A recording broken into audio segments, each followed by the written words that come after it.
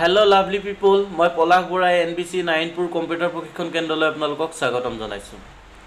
Virtual পৃথিৱীখনত আপুনি আগবাঢ়ি যাবলৈ হ'লে আজিৰ সময়ত কম্পিউটাৰ শিক্ষা এটা গুৰুত্বপূৰ্ণ অংগ।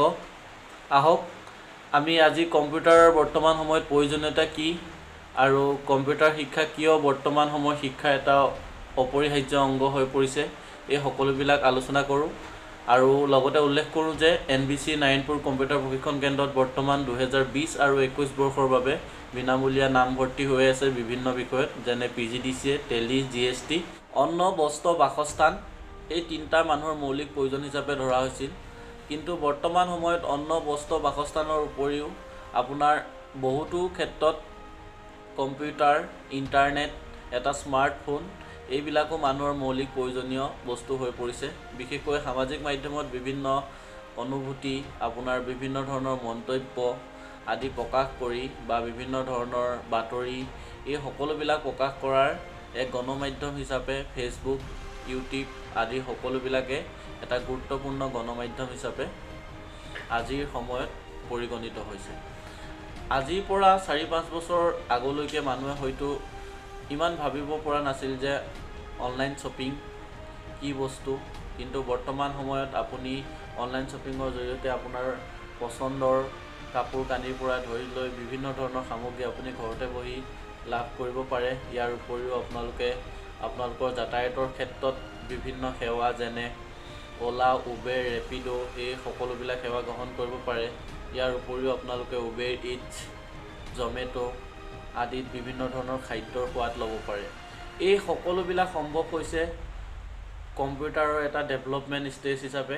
আহক আজি আমি কম্পিউটাৰৰ সৈতে অলপ পৰিচয় হওঁ, কম্পিউটাৰনো কি আৰু বৰ্তমান সময়ত কম্পিউটাৰৰ প্ৰয়োজনীয়তাটো কি। আজিৰ পৰা বহু বছৰ আগতে চীন দেশৰ দাৰ্শনিকসকলে কম্পিউটাৰৰ বিষয়ত গৱেষণা আৰম্ভ কৰিছিল আৰু তেওঁলোকে কম্পিউটাৰৰ গণনা কৰিবৰ কাৰণে বিভিন্ন যন্ত্ৰ সাজি উলিয়াইছিল। আৰু তেওঁলোকৰ এই গৱেষণাৰ মূলতে আৱিৰ্ভাৱ হৈছিল কম্পিউটাৰ। আৰু এজন ব্ৰিটিছ নাগৰিক চাৰ্লছ বেবেজ, তেওঁ এবেকাছ নামৰ এটা গাণনিক যন্ত্ৰ সাজি উলিয়াইছিল, যাক প্ৰকৃতাৰ্থত কম্পিউটাৰ আখ্যা দিয়া হয়। সেয়েহে চাৰ্লছ বেবেজকে আমি কম্পিউটাৰৰ ফাদাৰ হিচাপে মানি আহিছোঁ। ইয়াৰ পৰৱৰ্তী পৰ্যায়ত এলেন টুৰিং নামৰ যোনজন দাৰ্শনিক আছিল, তেওঁ এই বৈজ্ঞানিকজনে কম্পিউটাৰক আধুনিকৰণ প্ৰক্ৰিয়াৰে উন্নীত কৰিছিল।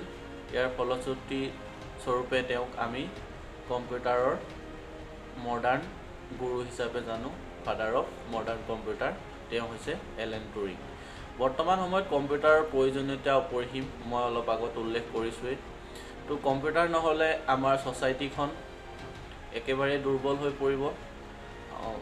আদিম সমাজৰ কথা নাজানো, আজিৰ পৰা 5-6 বছৰৰ পিছলৈও যদি আমি ঘূৰি চাওঁ, কম্পিউটাৰ অবিহনে আমি এক খোজো আগবাঢ়িব পৰা নাই।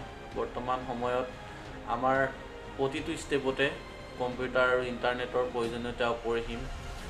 আপুনি যদি চিন্তা কৰি চায়, আমাৰ পাৰমাণৱিক গৱেষণা কেন্দ্ৰবিলাক, যিখিনি আমাৰ মহাকাশ গৱেষণা কেন্দ্ৰ নাছা, USA আৰু ইণ্ডিয়াৰ ইছৰো, এই সকলোবিলাকতে আমি ছুপাৰ কম্পিউটাৰৰ ব্যৱহাৰ কৰি আহিছোঁ।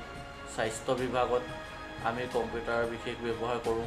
চিকিৎসা ক্ষেত্ৰখনত কম্পিউটাৰ অহাৰ পৰা এক আমূল পৰিৱৰ্তন আহিল। ইয়াৰ উপৰিও আমি বেংকিং ক্ষেত্ৰখনত কম্পিউটাৰৰ জৰিয়তে আমি বিভিন্নখিনি নিয়ন্ত্ৰণ কৰিব পাৰোঁ। বৰ্তমান সময়ত হিচাপ নিকাচ কৰিবৰ কাৰণে মানুহৰ হাতৰ মুঠিতে সকলোবিলাক কৰিব পাৰে, যাৰ জৰিয়তে ইণ্টাৰনেট বেংকিঙৰ সহায়ত আপোনাৰ বেংকৰ পইচাৰ লেনদেন সকলোবিলাক হিচাপ নিকাচ আপুনি নিজৰ হাতৰ মুঠিতেই ৰাখিব পাৰে। এই সকলোবিলাক সম্ভৱ হৈছে কম্পিউটাৰৰ আধুনিকৰণৰ যোগেদি।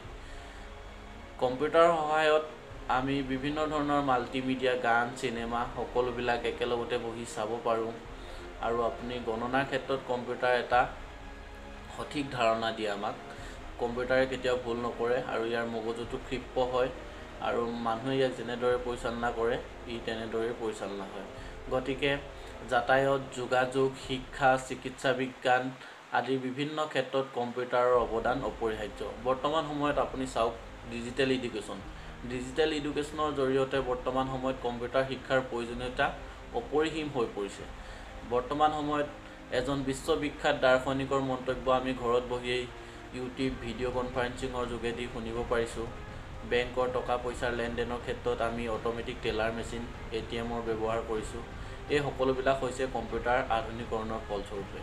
সেয়েহে আপোনালোকক আমি জনাই থওঁ যে বৰ্তমান সময়ত যদি আপুনি কম্পিউটাৰ শিক্ষাৰ পৰা আঁতৰি আছে, ভৱিষ্যত জীৱনত আপুনি যথেষ্ট সমস্যাৰ সন্মুখীন হ'ব। গতিকে আপোনাৰ পৰিয়ালৰ কোনো ব্যক্তি বা আপোনাৰ সন্তান যদি কম্পিউটাৰ শিক্ষাৰ পৰা আঁতৰি আছে বা আপুনি কম্পিউটাৰ শিক্ষাৰ পৰা এতিয়াও দূৰত আছে, তেতিয়া কম্পিউটাৰ শিক্ষা গ্ৰহণ কৰক। কাৰণ আপুনি যদি ডিজিটেলি শিক্ষিত নহয়, তেতিয়া আপুনি ভৱিষ্যত সময়ত নিজকে খুব দুৰ্বল আৰু অকলশৰীয়া অনুভৱ কৰিব। কাৰণ বৰ্তমান সময়ত সময় লাহে লাহে পৰিৱৰ্তন হৈ গৈছে, আপোনালোকেতো দেখিছেই। গতিকে কম্পিউটাৰ শিক্ষাটো বৰ্তমান সময়ৰ এডুকেশ্যনেল কনভেনশ্যনেল শিক্ষাৰ লগত জড়িত এটা গুৰুত্বপূৰ্ণ বিষয়। গতিকে আপোনালোকে আহক NBC 9 কম্পিউটাৰ প্ৰশিক্ষণ